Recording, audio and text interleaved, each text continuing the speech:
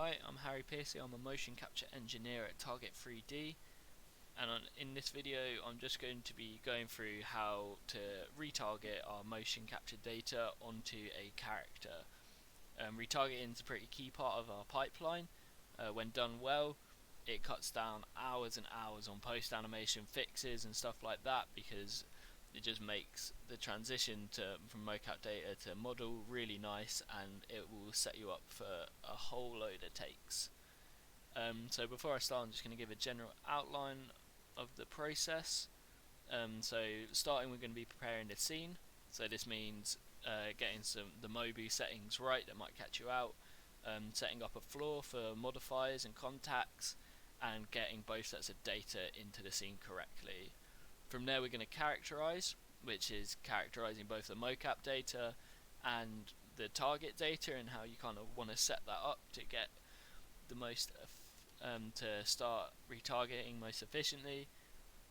And from there, we're going to go to scaling, which is basically setting up the mocap data to match the target rig as close as possible without altering or kind of reducing performance. So you got to be a bit smart about it, and I'll go through that in that part of the video. After that, we're going to go through some character settings which Motionbuilder provide for us, which makes retargeting really nice and easy. There's some really great little features in there that will help you out a lot. And then finally, I'm going to go over how to use the IKs to most effectively drive your target character with your mocap.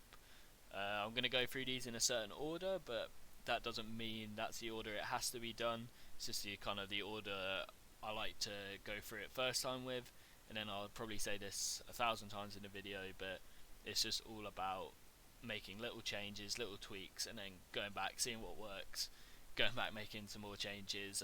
It's not an exact science, but it is something that's definitely worth practicing, and once you get it right, it makes your whole pipeline a whole lot easier. So I'm going to get started.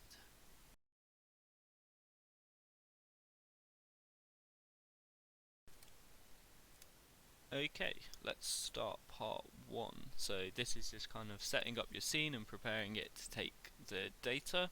So first little thing to check basically is just, have you got like your frame rates right?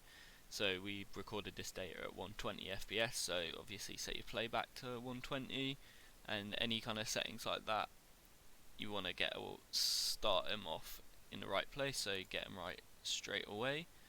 Okay, the first thing I'm going to do is set up a plane, and this is going to act as our floor. So basically we'll attach a reference to this object as the floor reference in our character model, and then the character will use this plane, which is on the floor, as their floor reference. So when you set up contacts and stuff, the hands and the feet shouldn't go through this plane. So next, to keep things nice and organized, I'm going to rename that, and then I'm going to set up a group for it. And groups are really useful, or I like using them a lot, just because we get these three kind of quick options which just make things a little bit snappier. So if you don't want to see the floor, turn it off. You don't want to be able to pick the floor, which is quite useful, especially when we've got more kind of data in the scene and you're selecting things. You don't want to be hitting the floor by accident. So that's what this one does. And then this one basically just means you can't move it anymore. So that's quite useful for things like the target rig. If you're still having it driven by the mocap, you don't want to accidentally move it, so you can turn off the translation there. Cool. So yeah, I'm going to be using groups quite a lot throughout these videos, just because I find them really useful. Cool, and then we can bring some data into the scene. So first off, I'm going to bring the mocap in. Once I find it,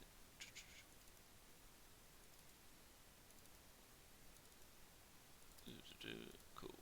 So I've got the mocap data, so just open up your file explorer, drag it into the scene, and then you want to merge it with the scene. And because we've got data on this, we don't want no animation, so we'll bring in the take that's there. So this is just a range of motion that from one of our shoots, I think. Cool, got it all there, no exciting action, but makes it nice and easy to retarget with these kind of the shapes he's pulling. Right, so keeping organized, I'm just going to grab this, select all the branches to highlight the whole skeleton, create a new group for him, call it mocap, and I think his name was Ira, going from this. Cool, so now again we've got this ability to not be able to pick it, which is just useful down the line. Cool, so now we've got the mocap data in, we can also bring in the model. So this is just our kind of stock model that we use. It's just a mannequin doll basically we got off Mixamo. So you can probably still find it on there if you want to use the same one. Yeah, it's just a nice plain, easy to use model. So when we bring this in, again we want to merge it with the scene because we don't want to get rid of the mocap and the floor. But because obviously there's no animation on this, we want to put the animation onto it. We can import it with no animation, and that's just, it doesn't create another take or anything in here, so it just keeps everything kind of nice and organized. Talking of being organized, I'm just going to rename this to ReTarget for OCD reasons. Cool, so now we've got the mannequin in the scene. Turn off Ira, just focus on this. We can set up groups for this as well. So here, this char36 is our geo, so the mesh around the skeleton, and we want to select all of that and create a group for it. The reason I'm doing this is later if we want to go in and kind of play around with the skeleton in any way, you can just turn pick off really easily, so when you're retargeting and you're highlighting stuff, you're not going to catch the geo by accident, which is quite annoying. And then also same again for the hips, going to create a little group for it, call it rig, and same reasons, just nice and organized. So I also like to put these into a even higher group called target, call it Manny. So this just means we can turn the whole thing off, we can choose not to be able to select any of it, just gives us a bit more flexibility. Cool, so we have both elements in our scene, we've got floor ready, now we can move on to the next step.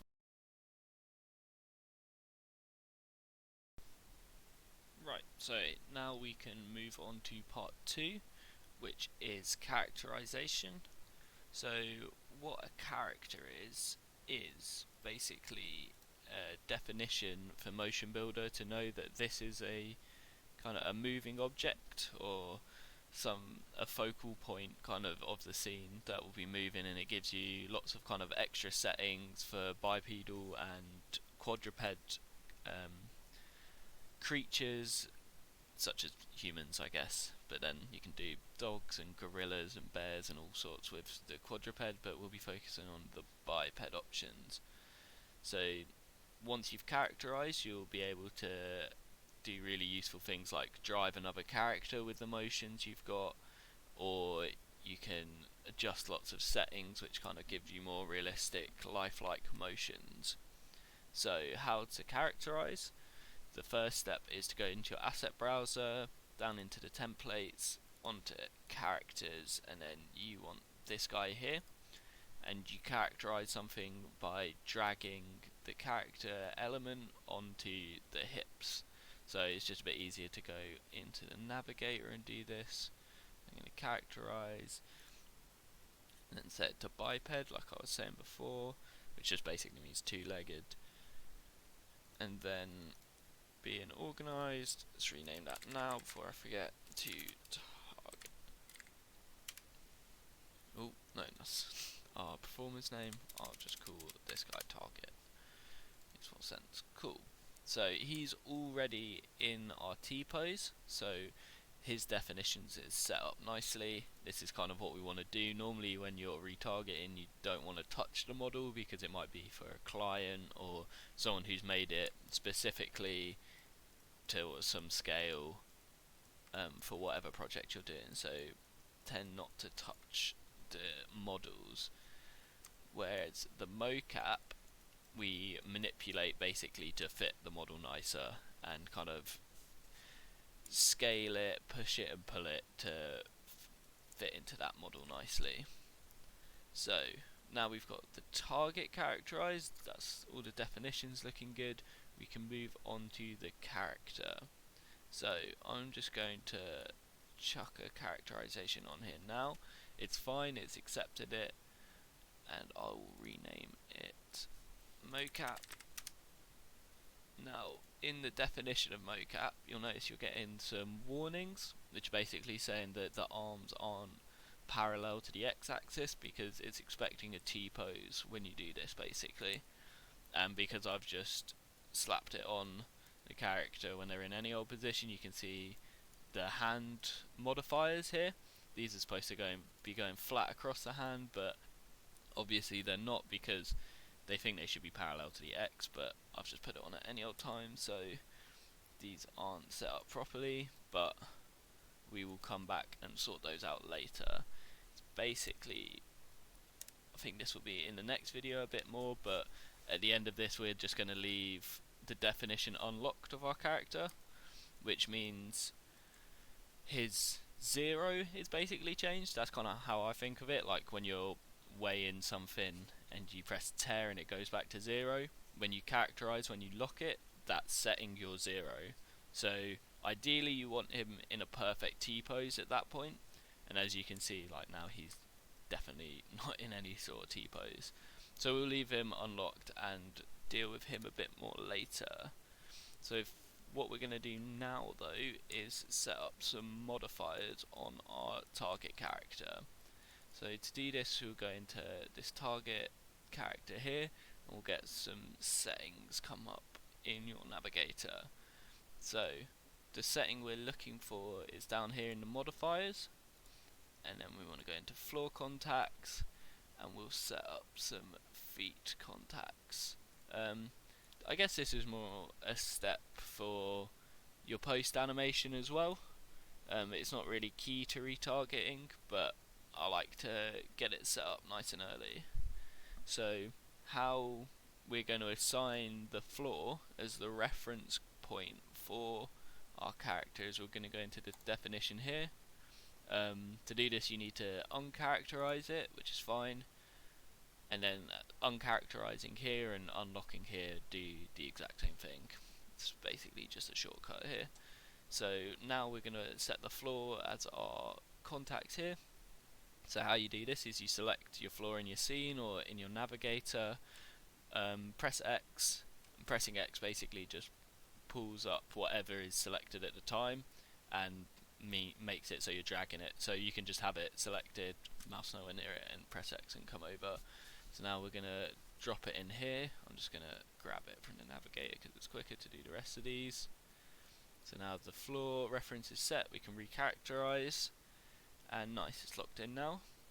So first let's set up our feet contacts. So our contacts are these little squares here basically, and when their translation hits the floor it's going to stop that body part from moving. So what we need to do first is tell the settings where the feet are basically. So in this model actually it's not, the feet aren't perfectly straightforward, so I might change that quickly because you can see here the jointed but the feet themselves aren't. So like I was saying before, normally we wouldn't do this just because in a real world kind of setting the client set up this model specifically for whatever it's for, so you shouldn't really touch it, but just so we can get these looking a bit nicer, we can turn the feet in a bit more, have them parallel, not parallel, kind of, what's the word I'm looking for, adjacent to the legs a bit more, so it's a bit more 90 degrees, because when we zero out our character in a minute, that's how their feet are going to be, so that's good. Just relock that definition, like I was saying before with the scales, that's just setting your 0 basically, and now you can see that the foot contacts are lining up a lot nicer. Cool, so now we can go into these settings here and just modify them to fit the character a lot better. And here we can see getting some use out of the groups already. What I've done here is I've gone into front view, so just Control F, you can toggle between the front and back, Control Q to go back to perspective, Control R for right and left view, and Control T for top and bottom. So I just thought that might be useful if you didn't know that little trick. Cool, so now we can find the feet contact setup. Drop down here, we want to set the feet contact position. So from this angle we're going to be doing the inside and the outside, so the foot inside. Another little tip for when you're adjusting things, if you want to make small adjustments, use your right mouse button, and if you want to make big adjustments, use the left. So using the right mouse button, you can take these in a bit, try and get it level on both sides, that's about right, and then on the outside as well. Cool.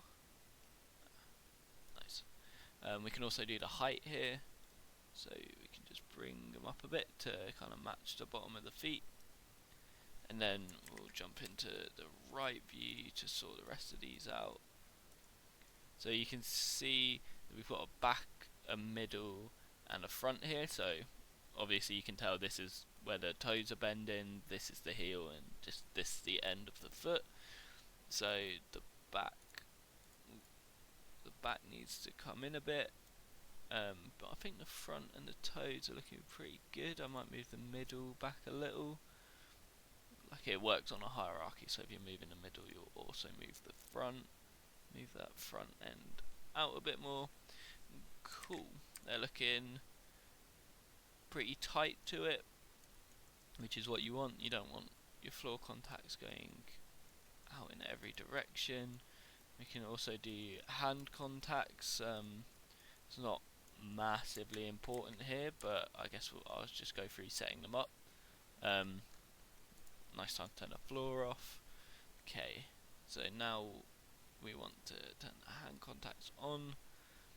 Go into this hand contact setup bit, contact positions, then the same again here. It's just I'm just going to toggle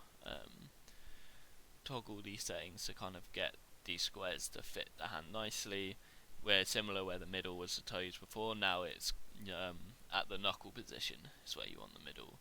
So the outside is way off, so let's bring that into here. Inside's also a bit far off. Leave that outside the thumb. Then move it up a bit. It's a little.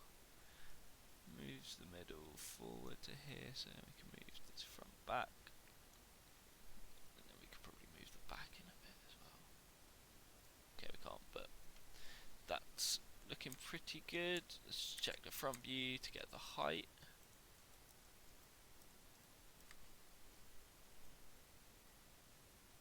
See, and again you can see that these hands aren't defined to be flat, which is kind of what Motionbuilder's expecting. It's not the end of the world for the purpose of this, just because we've not really got any floor contact to show off, so they will do for now. But I'll put some time into this if I was going to bring this model into post animation. Just check that it looks good on the other side as well. Yeah, that's fine. Cool, and those are our modifier setup. So now when we're driving this character, if the feet are going through the floor, if the hands are going through the floor, these modifiers will now stop them and kind of hopefully align them properly, if that makes sense. So it'll know that the outside is hitting the floor but the inside's not, so to keep the foot tilted and not just kind of glue it down onto the floor. And cool, let's just make sure the last step of this, we've still got our mocap undefined, because in the next section we're kind of going to be going through altering it, making it fit on this character nicely. and then locking it after that.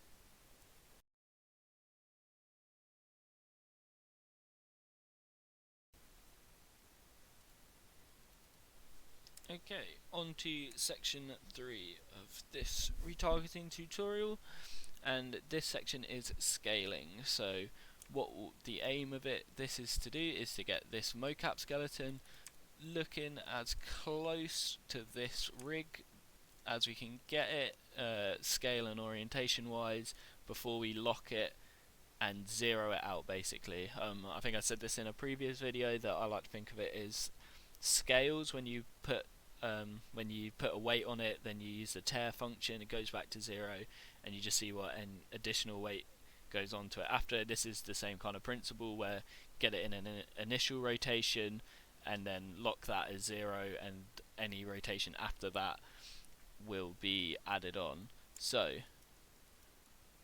what we want to do first is understand a bit about FKs and IKs, how the forward and inverse kinematic solvers are working here to help you.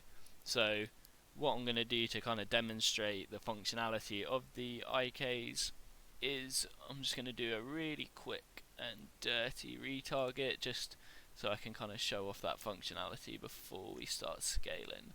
So first thing to do, highlight everything, and just using the local rotation, just zero everything out and get yourself a perfect T-pose. So now we've got that, let's just lock this definition quickly and set our target source to mocap. Cool.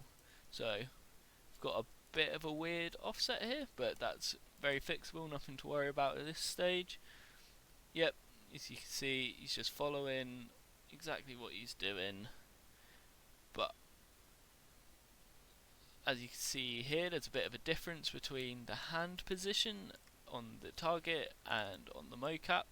So just an example of how you can use an IK. So here we've got the right hand selected, got this IK blend, we can turn it up, and so we can basically pull our character or our target character to match the position of our mocap. This is really useful if you've got contacts between characters and all sorts of stuff. Basically, this is a really useful function to have.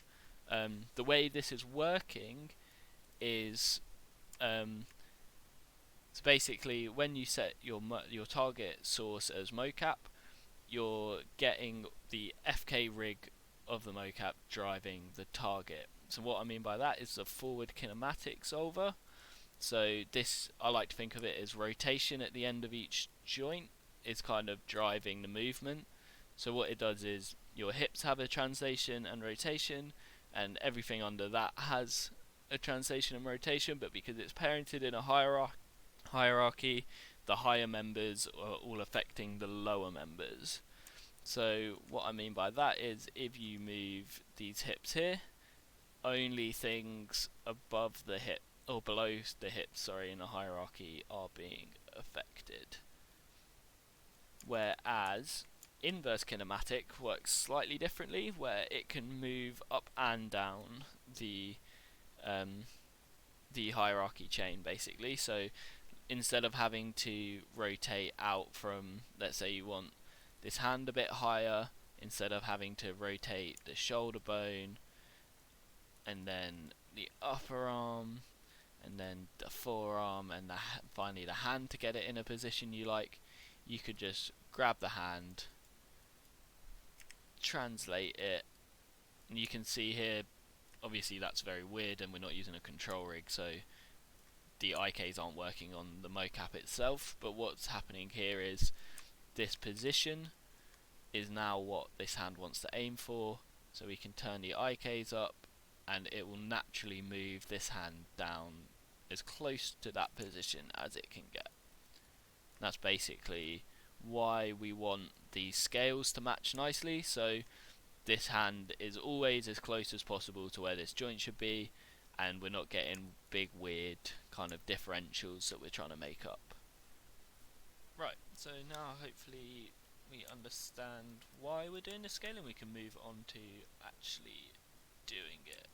So first things first, let's put the target back in its stance position, and let's undefine the mocap data. So it's good that we've already got it in this perfect T-pose by zeroing out the local translations, local rotation, sorry. That's useful to have, good to know.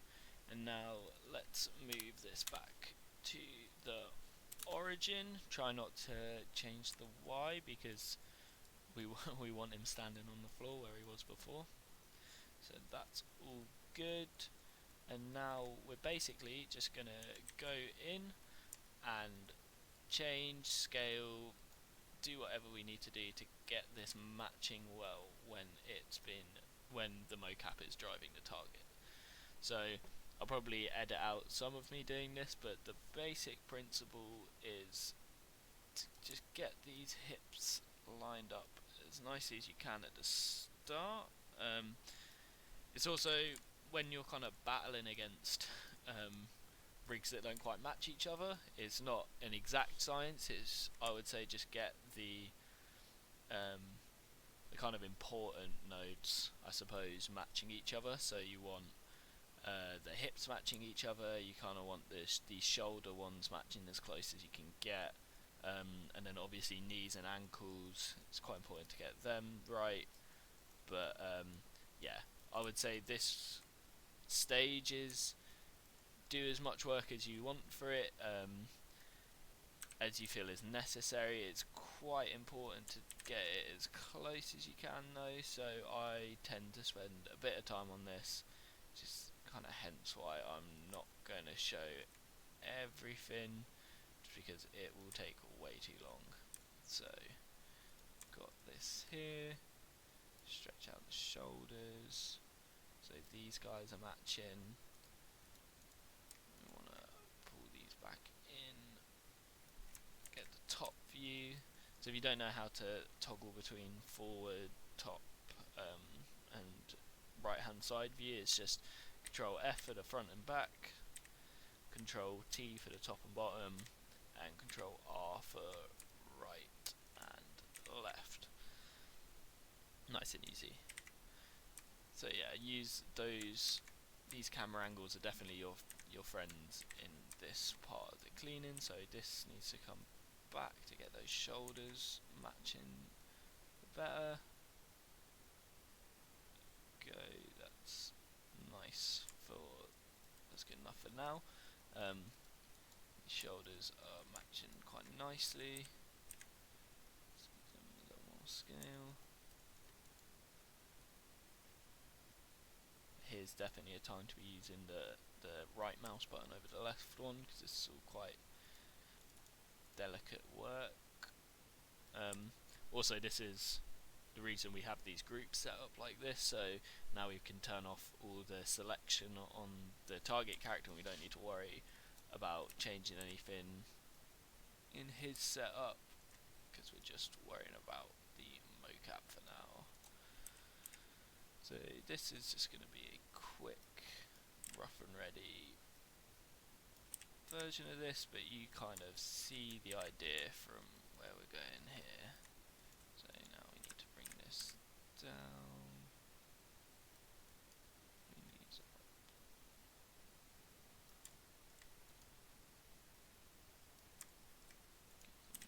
scale.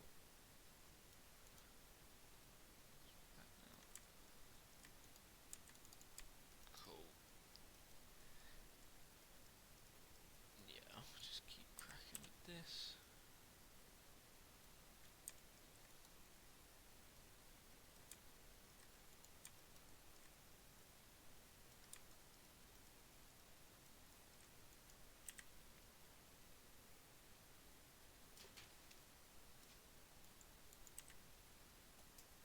Too much to say at this point, just want to get them looking as close as possible. It's going to be a lot of trial and error on this, I would say. Be flipping around, just trying to get it as closely matched as you can. Actually, just going to do the legs on this one, pull them both back up.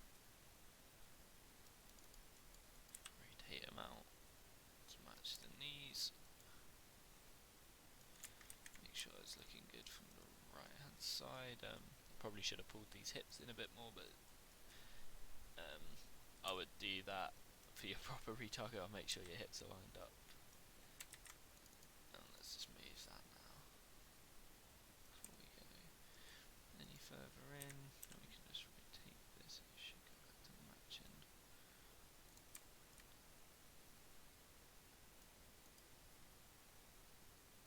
So now we're just matching these guys. These aren't too important. Translation wise, where they sit, I only ever really use the head IK, the rotation IK on the head even, sorry. So I'm not too worried about that offset there. Get back onto the legs, so this guy's legs are bending slightly backwards.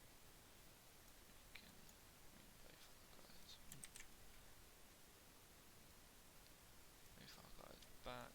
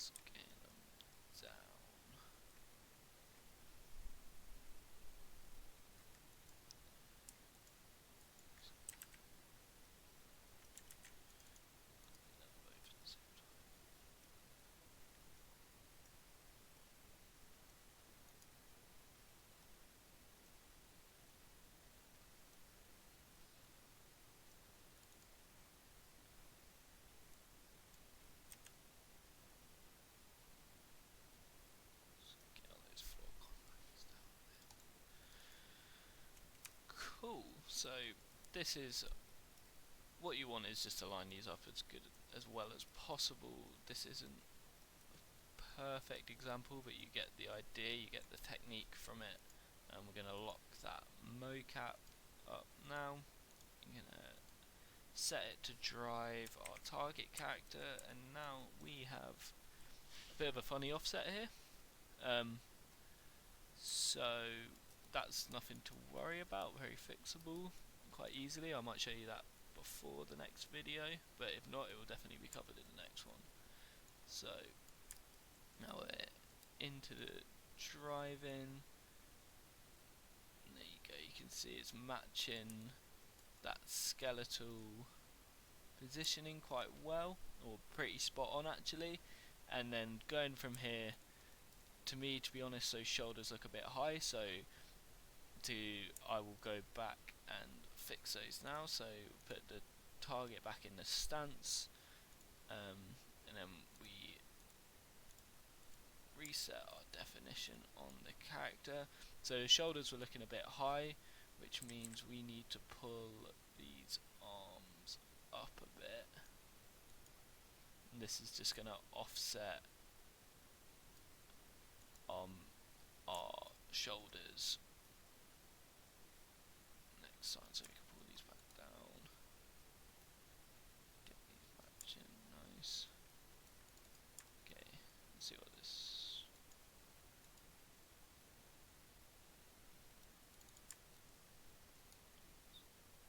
Playing it out.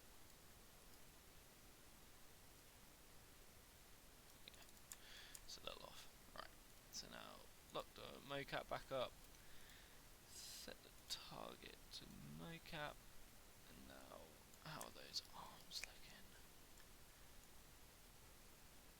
Oh, they're looking a bit better.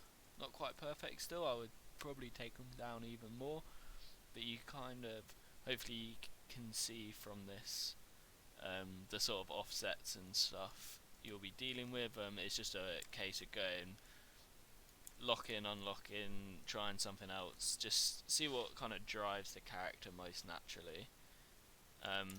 It's only the FKs we're getting at the moment, obviously, everything's turned off.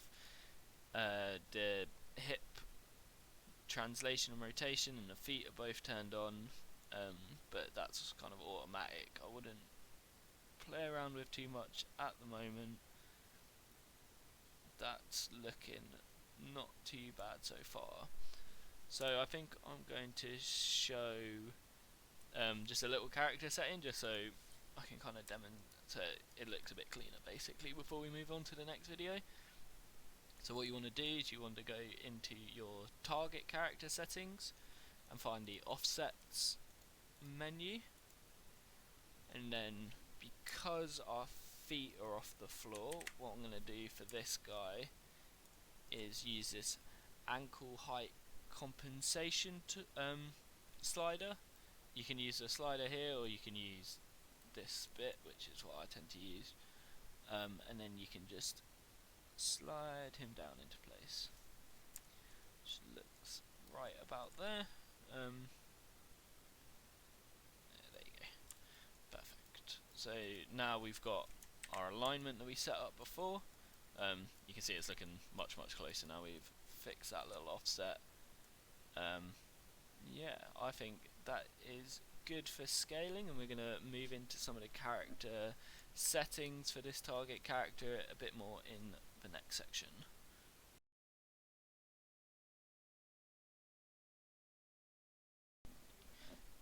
Now we've got our mocap scaled and we've got it driving our target, we can start going into the character settings. So one thing just to make sure that you've got set right at the moment is just make sure you've got all these IKs set normally, because we're going to kind of be going back and forward. This whole retargeting process, even the scaling, is just a case of trying it, seeing how it looks, making a little tweak, changing like a setting or maybe changing the IK, and just going back and just keeping on improving it, keep going back, keep changing stuff. So this is just another kind of step in that. So, but we're going to be looking at the character settings now. So first things first, the one I always go to at the start is this match source one. Basically what this does, it's not making a massive difference now we've scaled it, but it just brings that target as close as possible to the mocap. So you can see where I've not quite got the hips translation right here, it's just pulling it a little bit closer. Once you've got your mocap scaled, it's really the best idea just to get match source on, so you get your kind of truest retarget. After you've gone to your source matching, since we've already set up our modifiers, we can move past that and we can move on to some retargeting, or some solving settings. So the first one I'm going to look at is the realistic shoulder solving. So this is basically a built-in Motionbuilder function that's going to try and get these shoulders as close to your mocap as possible. So what we do here is we use this slider, and this is a good position to kind of set your realistic shoulder solving in. So when he's got his hands above his head, you can see the biggest difference there. So it's a good idea just to turn this up a little. Doesn't matter if it doesn't match perfectly for this purpose of this video, but I would try and get it matching as closely as possible, just because what am I doing? It's a really useful function, and it tends not to throw off the arms when they're down a bit, just gets them matching nicely when they go up. Cool. Obviously, because this model has downwards facing collarbones, we've had to set ours upwards facing, so the actual translation isn't going to match, but it's all about how that looks when his shoulders go up. Do they look very human shouldery, I guess is what you're looking out for, if that's something you can see. But yeah, I think that's nice. Now we've got the shoulder setting in the right place. What else should we go for next? Let's move on to the offsets next, I reckon. So we've already seen one of these offsets in action. We've seen the ankle height compensation. that I used in the previous video just to pull the character into the right position. I was pretty happy where he was, so I'm just going to leave him there. So what we're looking for here is these ankles to be lined up nicely as possible. Let me just quickly play with that. That's as close as I think they're going to get for now, just off my quick and rough scaling. So now we're looking for the feet spacing, which is the next bar up, which is just kind of matching how the target feet relate to your mocap feet. Again, since we've done scaling, most of these should just be little tweaks really, should just be trying to get it even better than it is. I've clearly not done a very good job on the scaling here, so what I would recommend to do if you weren't making a tutorial video that's got to be not too long, is I would go back, unlock your mocap character, change the rotation slightly just so it matches up with this guy a little bit better, but I'm trying to keep this video a bit more brief, so I'm not going to do that right now. Next is to look for the hip level. So again, I think that's pretty close. That's possibly a bit better. Hopefully it's not throwing off our ankles now. Again, a lot of these things are going to be one's throwing off the other, so it's all about finding the right compromise and whatever makes the character look best. I wouldn't say there's an exact science to any of this really. Okay, and so now the next setting we can move on to is this chest offset. So as you can see, there's quite a big difference in the chest movement. So actually let me do the chest offset right now, but that's not a problem because I tend to fix the chest with IKs in a minute, so I'm not too concerned about that. We got the feet spacing done, and then yeah, those are just kind of the most general alignment settings, I would say. I would definitely spend a bit of time just going through all of these, seeing what they do. These reach settings are basically like your IKs here, so we turn that up, you can see it's being turned up over here. Yeah, just kind of familiarise yourself with all of these settings because I might not have covered it now, but there's useful settings everywhere here, so it's good to familiarise yourself with that as much as possible. But in terms of the settings I'm going to change for this tutorial, I think we're in a good place to move on to the next section, which will be changing these IKs.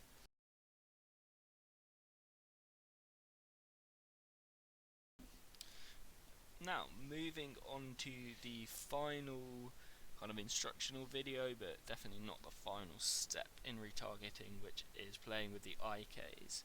What I mean by it's not the final step is all of these settings, they all kind of mesh together, so the chances of everything going right on the first time is quite slim. You're almost certainly going to have to go back, change a couple things, just tweak it, just little tweaks to make the motions look as natural as they can on this character.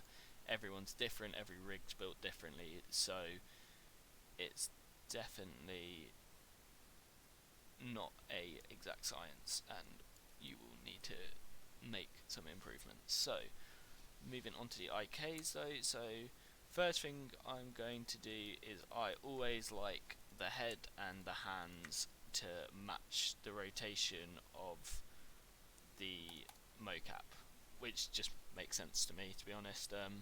Just set these rotations on full. It didn't really make a difference there because when we were defining our mocap we must have done quite a good job of matching up the rotations at the start, but just as a general rule I like to have the rotation IKs on for the hands and the head. Next thing I'm going to turn on is this chest translation. I like to try and keep the chest as close to with the translation IK turned up as much as I can, just so we hit those, that chest is matching nicely, and I think it just helps the character stay a lot more solid when you've got that turned on. But again, personal preference, all of these things need to be played around with, you need to kind of discover your own best way. So now we can see that the chest is holding much nicer than before, so if we turn that off, you'll see our character's way up here, but now he looks much better. We're not going to turn the rotation fully up, because I don't think that gives a very accurate representation of how the spine is. Like, I think that spine's quite straight. I feel like that's matching it quite nicely now. So to kind of play around with the spine, you want to use the rotation on this chest effector and the lower spine effector. So just use the rotation on those to get your spine looking nice. See now that the hands are kind of thrown off a bit, so here we can just turn the translation up a touch on these, and much better. It's looking really nice and close to the true motion. Yeah, even when he's doing that. This is why we use this range of motion video. It's really useful, or not range of motion kind of sequences, because it kind of puts the character in positions where he's stretching, and you can kind of really see how well your retarget is performing. This is alright. You can see the knees are a bit off here.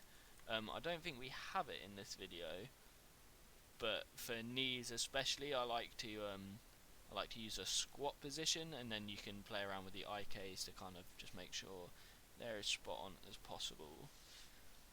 So the next step I'm going to do is kind of lock the feet as close to their position as we can, and so the translation and rotation are already pulled up all of the way, so there's not much more we can do there. But what I'm going to do is use this pull function. You can see if you use it too much, he's going to come all the way down, because we use that ankle adjustment. So maybe that was a mistake, so we can pull, use the pull up there, and then we can go back into their settings. If I can remember where it is, I think it's in offsets. Yeah, and then we can pull this back up. That's not what we want the feet facing. We want the ankle compensation. So we got it about there. That's pretty good. So as you can see, the hands aren't quite as good as they were anymore, so we can pull them back. We'll go back to the crouch down position, see what we can do to fix this. So yeah, basically, sorry I got a bit off topic there. The point of putting the pull on the feet is that's going to give the translation and rotation IKs kind of top priority, I would say. So now the feet placement has the top weight in, so hopefully this will reduce sliding, and it basically is telling this IK solver to make sure prioritize these feet above all else, make sure the rotation is right on these, make sure the position's right, and basically sacrifice the other things to get that right. So what we've got now is just the hands are slightly off, I would say, is our last kind of problem. So I put luckily there's a lot of arm movement in this ROM, so we've got a bit of reference. So let's just find that position again. Turn the IKs up a little. It's even worth just putting shoulders on a bit to pull the whole thing forward. See how that's performing now. It's not bad. It was a bit closer, but still is capturing the motion very nicely. So as you can see here, they're a bit off, but overall I would say that's okay, and the overall retarget is pretty close now. So just because this is a tutorial and just a quick video, I'm gonna I think that's good, but if I was doing this for a client or a proper retarget, I would keep going back through all of these steps and just making little tweaks to see what the best motion for this character is. But I'm pretty happy with that right now. Look, nothing looking too odd off the bat. Yeah, I think that's pretty good. Okay.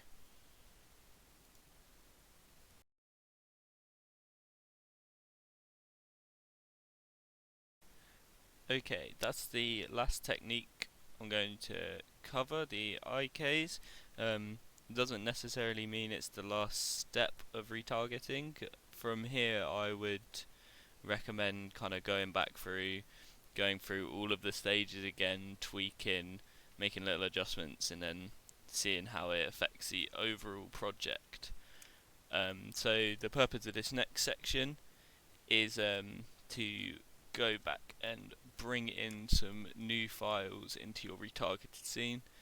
This is kind of the whole point of retargeting, is to save us this time of setting up a character for every take we have. We can just bring in new takes easily and it will automatically maintain your retarget. So to do that, you go to File, Motion File Import, and then I've only got one take to bring in, but you can select as many takes as you like at this stage.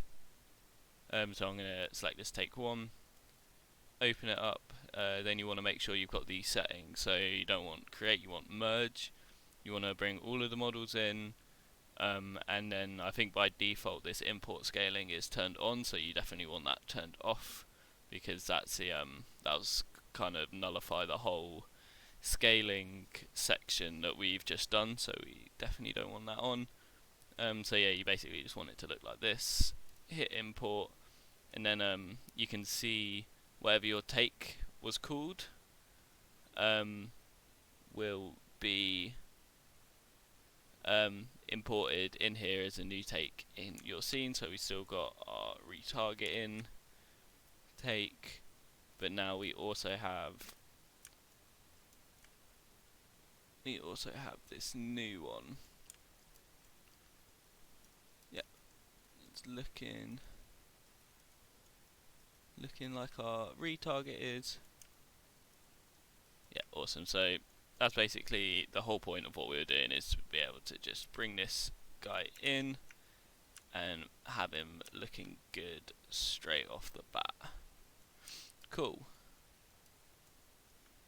So from here, I would just say maybe a tip to use before you even finish retargeting, before you say that you're done with that step, is to maybe even bring in some of these motions, see how your retarget, see how it works with them, see if it's effective for the motions that you're actually going to be using it for.